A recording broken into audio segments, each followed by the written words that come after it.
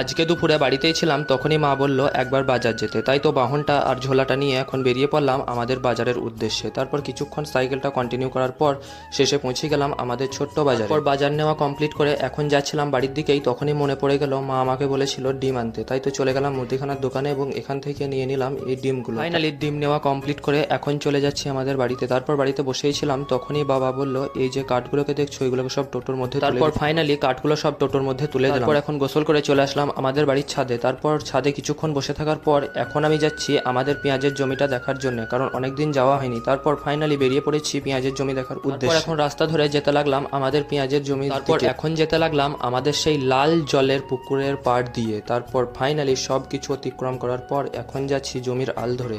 তারপর কিছুক্ষণ হাঁটার পর শেষে পৌঁছে গেলাম আমাদের পেঁয়াজের জমি। তারপর এখানে পেঁয়াজের গাছগুলো দেখো জল দেওয়ার পর কত আপডেট হয়েছে এবং গাছগুলো সব সবুজ হয়ে দাঁড়িয়ে আছে। তারপর আমি এদিকে আমাদের পেঁয়াজের জমিটা দেখি। তোমরা আরও এরকম মিনি ভ্লগস দেখার জন্য আমার চ্যানেলটিকে বেশি করে সাবস্ক্রাইব করো।